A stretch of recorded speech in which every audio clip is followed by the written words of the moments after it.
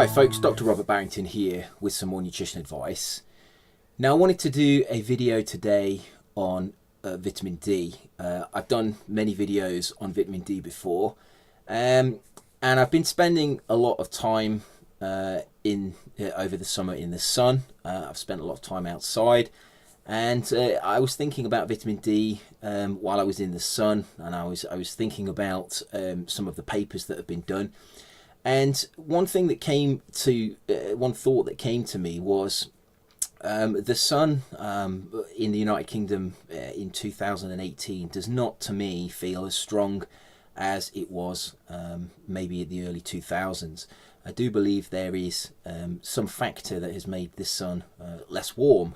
This is a subjective opinion. I don't want to get into all of the climate change issue, but to me, the sun doesn't feel as strong as it did certainly in the early 2000s. And what I've noticed is late at night there is no retention of the heat. As soon as the sun goes down, then the nights are actually fairly cold. And I came to the conclusion that I personally believe, and I've had this discussion with other people, that the sun has not got the same kind of strength as it did. And this got me thinking about the research into vitamin D, and the date of when many of the papers on vitamin D research have been done. And it was just something that crossed my mind that I found interesting, that this is completely anecdotal, it's my opinion, but I found it very interesting that if that was true, many of the observations that were made on measurements for vitamin D in papers and studies that were done perhaps in the late 90s or the early 2000s may not be applicable now. Now, in the real world, this does possibly have implications, because let's assume that my hypothesis is right and the sun is not quite as warm now as it was in the early 2000s. It certainly doesn't feel as warm. If that was true, that would have implications for vitamin D production. We had a great summer in the United Kingdom. All the way through August it was very warm. We had a very dry spell, and it felt very summery. We got to the end of August, or midway through August, and it's got very cold again. It's very wet, it's very damp. Now, I've been working outside. I spend a lot of my time outside in the sun, and I've noticed, and I don't feel that I'm getting adequate sunlight even when I'm standing outside all day. It's very cloudy. It's nearly always drizzling. It's been the weather's been very poor for the last week or so, and I've always recommended that during the autumn you start taking your vitamin D supplements again, and I wanted to revise that. I've actually started taking my vitamin D supplements now. Now, this is still summer. We're still in the summer, and based on the recommendations that I've given in previous videos, you might wait another month or so until you started taking your vitamin D supplements. I recommend that during the spring and the summer, you don't bother taking vitamin D supplements, but you try and get the vitamin D that you need from the sunlight.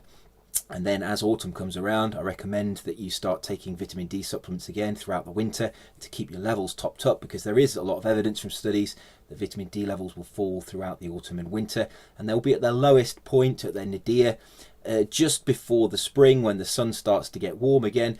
And then obviously as the sun becomes stronger again, vitamin D levels tend to build up in people's tissues.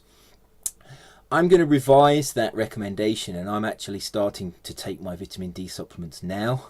It's only mid-August, but I don't feel that the sun is strong enough to give me adequate vitamin D through my skin. Even though I'm spending a lot of time outdoors, it is very cloudy. There is, often days where we have drizzle all the day. And, obviously when it rains, it's not just the case that you're outside, it's the case that when it rains, you put a coat on. This affects the UV light and your exposure and the amount of skin that you have exposed to the sun, and therefore the vitamin D production in the skin goes down.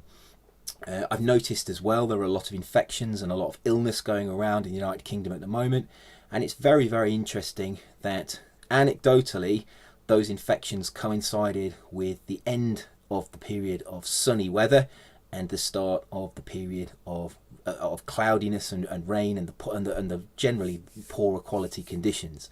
I've always said that I believe colds and infections are generally caused by there is a correlation between the sun exposure and vitamin D production and the rate of infections. And I think that is just another piece of anecdotal evidence that fits into that jigsaw to show that that sunny weather probably did everybody a world of good, and then it's disappeared and everybody seems to be getting infections. Certainly there's a lot of colds around, and that's very unusual for this time of year. So there's something going on there as well. But I just wanted to make this video because I've been thinking about this a lot, and I have revised my my recommendation, and particularly, well, certainly for this year, I'm going to start taking my vitamin D supplements now. Now, this video will only really be applicable to those people in the United Kingdom, but hopefully you can extrapolate the information and the data for your own conditions. You might well be in the Southern Hemisphere, in which case your seasons will be opposite. But if this scenario does occur, or if you're in another country and you're getting similar weather conditions, it's something to think about. Really, I think you need to take vitamin D if you're in a situation where you're not going to have sunlight that's strong enough to cause you to get a tan if you were standing out in it. Clearly, the last week in the United Kingdom, you can stand out all day and you're not going to get any kind of a tan. There's the factor of there's the fact that the sun's not strong enough, but also the fact that when it's raining, you put a coat on and therefore you're not going to get any kind of sunlight exposure. Now, I work out. I have been outside a lot during this summer. And this would obviously be an exacerbated situation for those people that work inside. If you're working inside and you maybe only go out, it's getting darker in the evenings now. If you maybe only go out and get, an hour's sunlight a day, or you go out in the day, out in the day for an hour, and the sun is not particularly strong or it's cloudy, you're not going to be exposed to much vitamin D production at all, and therefore taking a supplement makes even more sense. So what's my overall recommendation from now? Well, this is going to change every year depending on what type of weather we have. But certainly at the moment in the United Kingdom, when we've got this poor weather, people are staying inside. If you're going out, you're wearing a coat, you've got multiple layers on, the sun's not particularly strong anyway, there's a lot of infections about. To me, that makes perfect sense to start taking vitamin D now. It will keep your levels topped up. I will continue taking my vitamin D throughout the winter, and I will take it through to the spring, and I will stop taking the vitamin D when I feel that the sun is warm enough to give me, if I was out in it, to burn my skin or therefore give me a tan. Obviously wouldn't want my skin to burn, but if it's strong enough to be able to burn you, it's strong enough to produce adequate vitamin D. So that's really my recommendation. If you're in the United Kingdom and you haven't had the infection, you haven't had a cold yet, it might be a good time to start taking your vitamin D. So I hope you found that interesting. As always, eat well, stay healthy and protect yourself, and I will see you soon for another video. Take care.